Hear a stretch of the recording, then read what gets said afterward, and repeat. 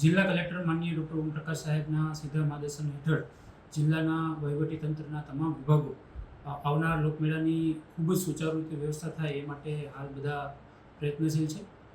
એના ભાગરૂપે માનનીય કલેક્ટર સાહેબ દ્વારા 2 દિવસ પહેલાં પણ એક રિવ્યૂ મિટિંગ રાખવામાં આવેલી હતી અને તમામ વિભાગોની કામગીરીનું રિવ્યૂ કરવામાં આવેલ હતો. આ વખતે ખૂબ સારા માહોલમાં મેળો યોજાય એ માટે વહીવટીતંત્ર કટિબદ્ધ છે. આ વખતે જે મેળો છે એમાં નીત નવા આકર્ષણો આવે અને લોકોની સુખાકારી તેમજ કોઈપણ પ્રકારનું ડિઝાસ્ટર થાય તો એને પહોંચી વળવા પણ અલગ પ્રકારની વિવિધ વ્યવસ્થાઓ જિલ્લા વહીવટીતંત્ર દ્વારા કરવામાં આવનાર છે. લોકમેળાની વાત કરીએ તો આ વખતનો લેઆઉટ પ્લાન છે એ પ્રાથમિક તૈયાર થઈ ગયો છે અને મીડિયાના માધ્યમથી તમામ જે હરાજી તેમજ ડ્રો માટેના જે વેપારીઓ છે એમને પણ મળી ગયેલ છે. ફોર્મ વિતરણની કામગીરી પણ આપણે ગઈકાલથી ચાલુ થઈ ગયેલ છે. કુલ 86 જેટલા ફોર્મ છે ગઈકાલે લોકો દ્વારા લેવામાં આવેલ છે.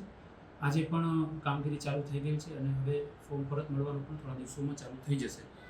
લેઆઉટની વાત કરીએ તો ટોટલ 228 જેટલા પ્લોટોનું આપણે લોકમેળામાં આયોજન કરેલ છે, જેમાં બી કેટેગરી એટલે કે રમકડાના કુલ 100 જેટલા પ્લોટો આપણે રાખ્યા છે. ખાણીપીણી નાના વેપારીઓ હોય છે એના 8 જેટલા પ્લોટો છે. મધ્યમ પ્રકારની જે ચકરડીઓ છે એના પણ પ્લોટો છે. નાની ચકરડીઓના ગત વર્ષે જે 12 પ્લોટો હતા એમની રજૂઆતો ધ્યાને લઈ આ વખતે એમાં ડબલ વધારો કરી અને નાના જે વેપારીઓ છે એમના પાસે 24 નાની ચકરડીઓના પ્લોટો આ વખતે રાખવામાં આવેલ છે.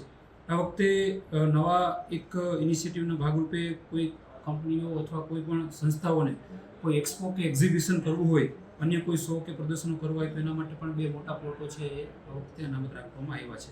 આ ઉપરાંત ખાણીપીણીના જે થોડા મોટા પ્લોટો B1 કોર્નરના છે એવા 40 પ્લોટો રાખવામાં આવ્યા છે.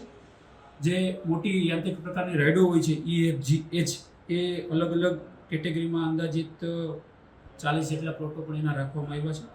આ ઉપરાંત આઈસ્ક્રીમના ચોકઠાના પ્લોટો છે એ 17 રાખવામાં આવ્યા છે. આમ કરી અને ટોટલ 228 જેટલા પ્લોટો છે એની ડ્રોની અને હરાજીની કામગીરી હાલ ફોર્મ વિતરણ અને પરત લેવાની ચાલુ થઈ ગઈ છે ખૂબ જ ટૂંક સમયમાં.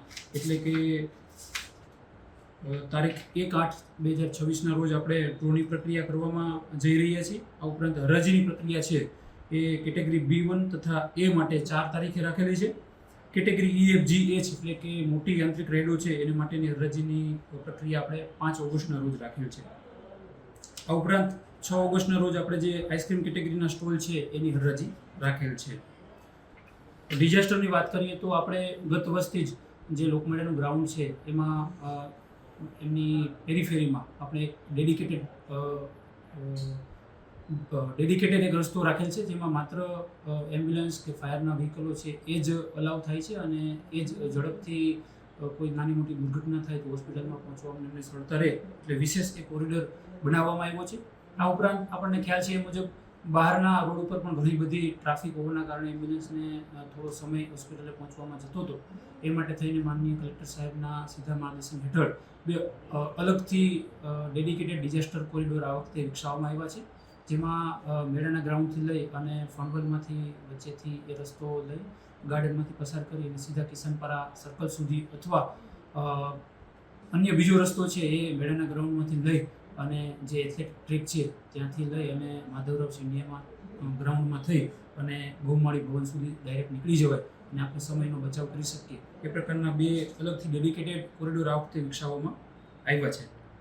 આ ઉપરાંત દર વખતે અલગ અલગ વિભાગોના અલગ અલગ કંટ્રોલ રૂમ આપણે રાખતા હતા અને લોકોની કંઈ ફરિયાદો હોય તો ત્યાં જતા હતા, પરંતુ લોકોની ફરિયાદોનું ઝડપથી નિરાકરણ એક જ જગ્યાએ અને સરળતાથી થઈ શકે એ માટે આ વખતે માનનીય કલેક્ટર સાહેબની સૂચના મુજબ એક ડેડિકેટેડ કંટ્રોલ રૂમ તમામ વિભાગોનો સંયુક્ત આ વખતે રાખવામાં આવનાર છે, જેના કારણે અલગ અલગ વિભાગો વચ્ચે સંકલન ખૂબ ઝડપથી થઈ શકે.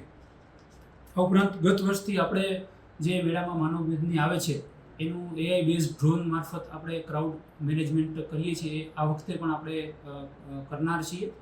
આ ખાસ પ્રકારના ડ્રોન હોય છે જે એટ અ ટાઈમ આપણને ગ્રાઉન્ડમાં કેટલા લોકો છે, ફૂટફોલ કેટલો છે, બહારથી કેટલા લોકોની વન જવન થઈ રહી છે, જેના કારણે આપણે એક ક્રાઉડ કંટ્રોલ ખૂબ સારી રીતે ગત વર્ષે પણ કરી શક્યા હતા અને એ જ ડેટાનું આ વર્ષે આપણે એનાલિસિસ કરી અને આપણો લેઆઉટ છે ખૂબ સારી રીતે બનાવ્યો છે.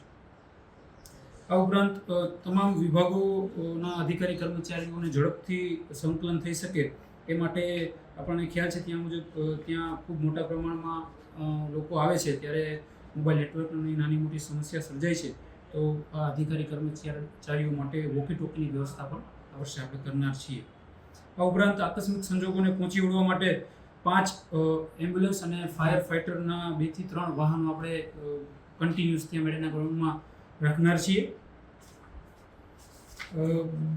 જે ડ્રોની અને હરાજીની પ્રક્રિયા છે એ ખૂબ સારી રીતે તંદુરસ્ત હરીફાઈમાં થાય એ માટે આપણે તંત્ર કટિબદ્ધ છે અને જે વેપારીઓ છે એને પણ આપણે ના માધ્યમથી અપીલ કરવા માગીએ છીએ કે આપણે સાથે મળીને આપણો જે આ લોકમેળો છે એ ખૂબ સારી રીતે લોકો એમાં એન્જોય કરી શકે એ પ્રકારનું આપણે આયોજન કરવા માગીએ છીએ.